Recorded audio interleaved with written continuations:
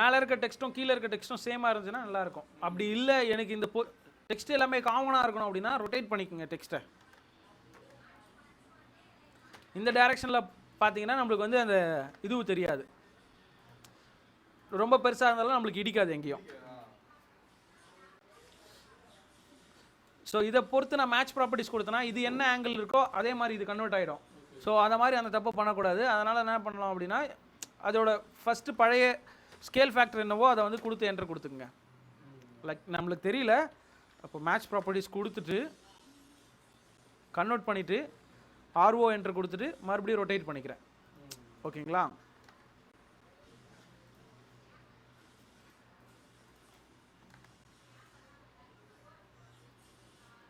So இது மாதிரியும் convert பண்ணிக்கலாம். எனக்கு வேணும்னா ஓரியன்டேஷன் கரெக்டாக இருக்கணும்னா அது மாதிரியும் பண்ணிக்கலாம், ஒன்றும் இஷ்யூ இல்லை சார். ஓகேங்களா?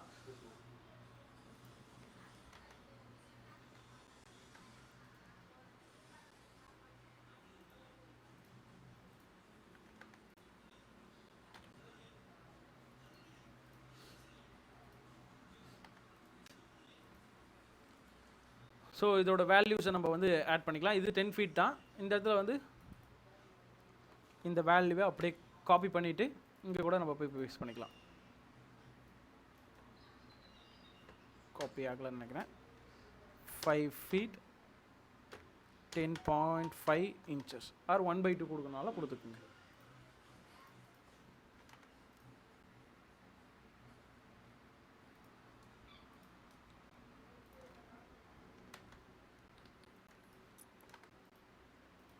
ஓகேங்களா? ஸோ இதை க்ளோஸ் பண்ணிக்கலாம். ஸோ சர்வீஸ் ரூமுக்கும் தனியாக கொடுக்கணும் அப்படின்னா அந்த வேல்யூஸ் கொடுத்து நம்ம இங்கே பண்ணிக்க வேண்டியது தான்.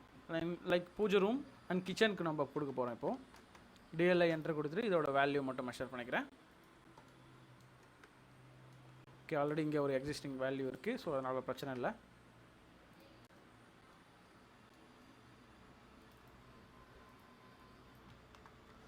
Seven feet 7.5 inches. Okay, so இது வந்து 8 feet 1.5 inches 1.5 inches. ஓகேங்களா? மற்றபடி கிச்சன் கொடுத்தாச்சு. பூஜை ரூமுக்கு தரணும் அப்படின்னா தந்துக்கலாம், ஒன்றும் இஷ்யூ இல்லை. ஸோ டேரெக்டாக இது யூஸ் பண்ணி கொடுத்துக்க போகிறோம். ஓகேங்களா? இது வரைக்கும் கன்வெர்ட் பண்ணியாச்சு. ஸோ நான் எல்லோரும் பண்ணக்கூடிய ஒரே தப்பு என்ன அப்படின்னா அந்த சேவ் மட்டும் கொடுக்க மாட்டோம். நான் இப்போ எனக்கு திடீர்னு தோணுனோடனே நான் டேரெக்டாக கண்ட்ரோலர்ஸ் கொடுத்துட்டேன். நார்மலாக இது வந்து என்ன சொல்கிறது, இதை பழகிக்குங்க. கண்ட்ரோலர்ஸுன்றது வந்து எப்பயுமே கொடுக்குறது பெஸ்ட்டு. ஏன்னா அப்பப்போ கொடுத்துட்டே இருக்கணும். இப்போ நான் ஏதாவது ஒரு கரெக்ஷன் பண்ணி திடீர்னு வந்து கரண்ட் ஆஃப் ஆச்சு அப்படின்னா பிசி டேரெக்டாக ஷட் டவுன் ஆகிடுச்சு அப்படின்னா போய்டும். அவ்வளோ நேரம் ஒர்க் பண்ணது எல்லா வேல்யூஸும் போய்டும். ஸோ அதனால் எப்பயுமே வந்து சேவ் கொடுத்து வச்சுக்கிட்டே இருந்தீங்கன்னா ஒரு டைம் சேவ் கொடுத்துட்டதுக்கு அப்புறமாவது அது பேக்கப்ஸ் எடுத்து வைக்கும். ஒரு குறிப்பிட்ட டைமுக்கு வந்து அது பேக்கப் எடுக்கும். எப்படின்னா நம்ம ஆல்ரெடி செட் பண்ணியிருப்போம், டிஃபால்ட்டாகவே இருக்கும். அங்கே பாருங்கள், ஆட்டோ சேவ்னு இருக்குங்களா? ஆட்டோ சேவ் எவ்ரி 10 minutesக்கு வந்து ஆட்டோ சேவாக இருக்கும். அப்போ நான் 1 hourக்கு நான் பண்ணதில் ஒரு 10 minutes மட்டும்தான் எனக்கு வந்து எவ்ரி 10 minutes வந்து சேவ் ஆகிட்டே இருக்கிறதுனால 1 hour ஒர்க்கு போகாத எனக்கு 10 minutes ஒர்க் மட்டும்தான் போகும். ஒன்ஸ் ஒர்க்கு போயிடும். ஸோ அப்போ நம்மளுக்கு ஈஸி தான். ஸோ அதனால் ஃபஸ்ட்டு ஆனால் ஃபைல் சேவில் இருக்கணும். ஒரு ஆட்டோ சேவ் எப்பயுமே இருக்கும். வேணும்னா நம்ம வந்து ஆக்டிவேட் பண்ணிக்கோங்க. அது எப்படி பண்ணணும் அப்படின்னா ஆப்ஷன்ஸில் போயிட்டு OP enter save open and save அப்படின்ற ஆப்ஷனில் இந்த இடத்துல பார்த்தீங்கன்னா 10 minutesன்னு இருக்குங்களா? உங்களுக்கு வேணும்னா 5 minutes கூட மாற்றிக்கலாம். டிஃபால்ட்டு ஆனால் 10 minutes தான். இப்போ நீங்கள் என்ன பண்ணுறீங்கன்னா அதுக்கப்புறம் ஃபைல் சேவ் பண்ணுறீங்க. இப்போ நான் வந்து 2021 வெர்ஷன் இல்லை ஹையர் வெர்ஷன் யூஸ் பண்ணுறேன்னு வச்சிங்களேன். என் கூட ஒர்க் பண்ணுறவங்க இல்லை என்னோடய கிளைண்ட் வந்து ரொம்ப லோயர் வெர்ஷனாக யூஸ் பண்ணுறாங்க. 2010 யூஸ் பண்ணலாம், சம்திங் அது மாதிரி வெர்ஷன்ஸ் யூஸ் பண்ணுவாங்க. அப்போ நாங்கள் என்ன பண்ணுவோம் அப்படின்னா சேவ் ஆஸ் ஃபைல் கொடுத்துரு. அதாவது எப்பயுமே என் ஃபைல் சேவ் ஆகிறது வந்து லோயர் வெர்ஷனில் தான் சேவ் ஆகும். நான் கொடுத்துக்கிறது வந்து 2007 வெர்ஷன்.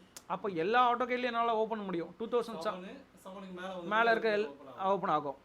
அதுக்கு கீழே போகிறது எனக்கு ஓப்பன் ஆகாது. இல்லை இதில் 2000 கூட சேவ் பண்ணிக்கலாம். அது இருக்குது பாருங்கள்,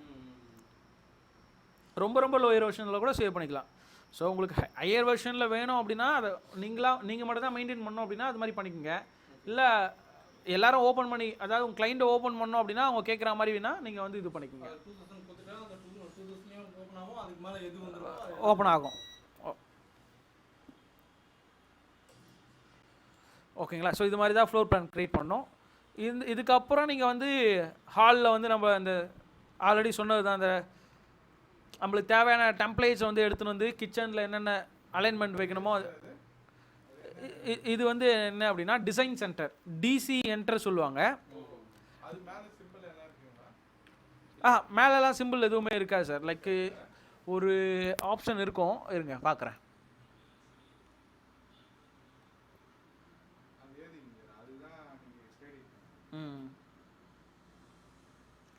ஒன்று டிசி என்டரில் எடுக்கலாம் சார். டிசி என்டர் கொடுத்தீங்கன்னா வந்துடும் ஆட்டோமேட்டிக்காக. அப்படியே உங்களுக்கு கரெக்டாக வரல அப்படின்னா அது ஒரு ஃபோல்டர் லொக்கேஷன்ஸ் இருக்குது இது மாதிரி. அதாவது நம்ம கம்ப்யூட்டரில் என்ன இது யூஸ் பண்ணுறோமோ, ஆட்டோ டிஸ்க்கு தானே சார் யூஸ் பண்ணுறோம். ஆட்டோ டிஸ்க்குன்னு ஒரு ஃபோல்டர் இருக்கும். ஃபோல்டருக்கு கீழே அப்படியே வந்தீங்க அப்படின்னா என்ன வேர்ஷன்ஸ் யூஸ் பண்ணுறீங்களோ, AutoCAD 2021 நான் யூஸ் பண்ணுறேன், அதுக்குள்ளே வந்தீங்க அப்படின்னா கீழே பார்த்தீங்கன்னா சாம்பிள் அப்படின்னு இருக்குங்களா, அந்த ஆப்ஷனில் போயிட்டு ENUS அப்படின்னு ஒரு ஃபோல்டர் இருக்கும். அதில் வந்து டிசைன் சென்டர் அப்படின்ற ஆப்ஷன் தான் நம்ம பார்த்துட்டு இருக்கிறது. ஆனால் இது டேரெக்டாக டிசி என்டர் கொடுத்தாவே இந்த ஃபோல்டருக்கு தான் வரும். அப்படி வரலனா இந்த மாதிரி ஒரு ஆர்டர் இருக்குது. ஆமாம், சீலில் தான் இருக்கும். அப்படியும் உங்களுக்கு வரல அப்படின்னா கண்ட்ரோல் 2 யூஸ் பண்ணிக்கோங்க. டேரெக்டாக இதுதான் வரும். கண்ட்ரோல் 2 அதுவும் டிசைன் சென்டர் தான். ஆர்எல்ஸ் டிசி இல்லை கண்ட்ரோல் 2 இது ரெண்டுத்தில் ஏதாவது ஒன்று யூஸ் பண்ணிங்கன்னா ஆட்டோமேட்டிக்காக கண்ட்ரோல் 2 இதுதான். ஸோ இதை மாரி யூஸ் பண்ணிட்டீங்கன்னா உங்களுக்கு எல்லா டூல்ஸும் இருக்கிறோம். ஓகேங்களா? இது எது வேணுமோ நம்ம எடுத்து யூஸ் பண்ணிக்க வேண்டியது தான். க்ளோஸ் கொடுத்துக்கிறேன். ஸோ இதுக்கப்புறம் நீங்கள் என்னென்ன அலைன்மெண்ட்ஸ் வேணுமோ அதை வந்து ஈஸியாக வந்து ஃபார்ம் பண்ணிக்கலாம் சார். ஓகேங்களா? இப்போ நீங்கள் பண்ணலாம் சார், ஒன்றுமே இல்லை. ஒரு சாம்பிள் மட்டும் நான் எடுத்து வைக்கிறேன். ஒன்றும் இல்லை, ஹவுஸ் ஸ்பேஸிங் இருக்குங்களா, இந்த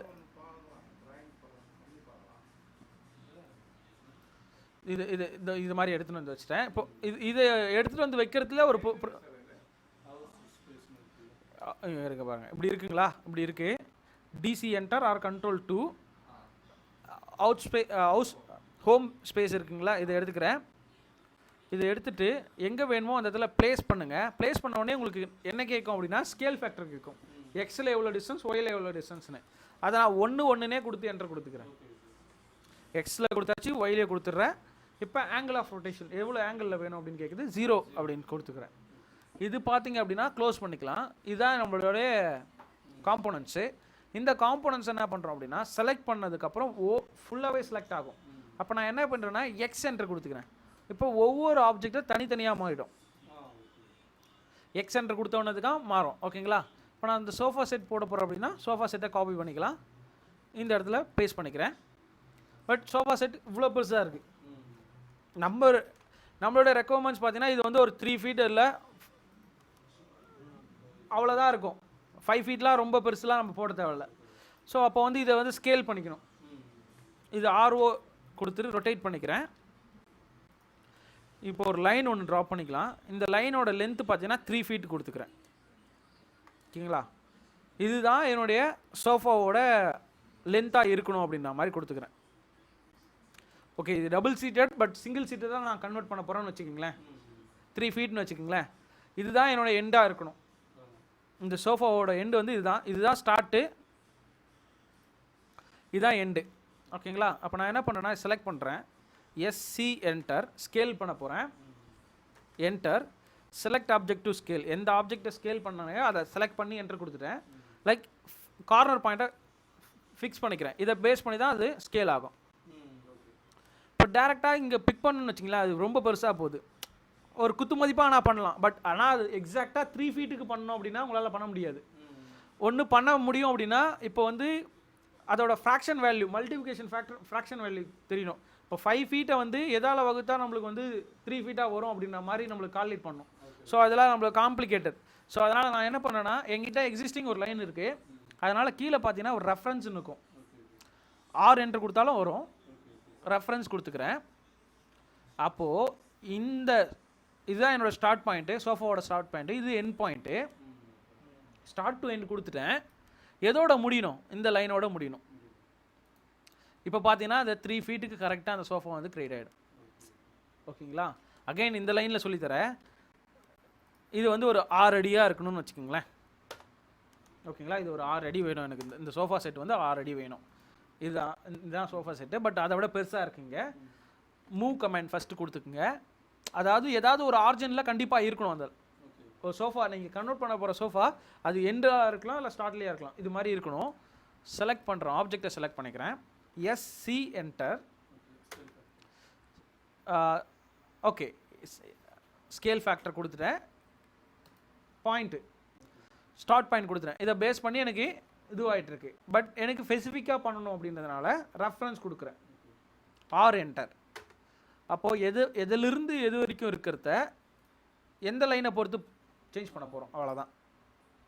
இப்போ இந்த லைன் நம்மளுக்கு தேவையில்லை, டெலிட் பண்ணிக்கலாம். அதே மாதிரி இங்கே இருக்க ஒரு லைனும் நம்மளுக்கு தேவையில்லை, டெலிட் பண்ணிக்கலாம்.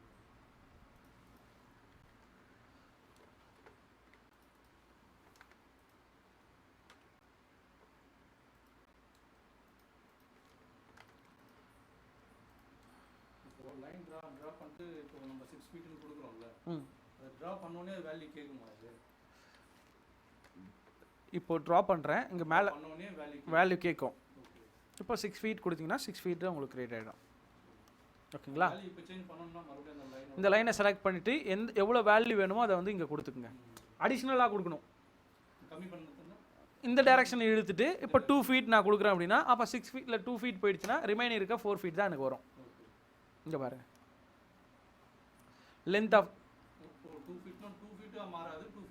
கம்மியாகும். 2 ஃபீட் கம்மியாகும். இப்போ அந்த பக்கம் 2 ஃபீட் ஆட் ஆகணும்னா மறுபடியும் 2 ஃபீட் கொடுத்தீங்கன்னா உங்களுக்கு 6 ஃபீட்டாக கன்வெர்ட் ஆகிடும்.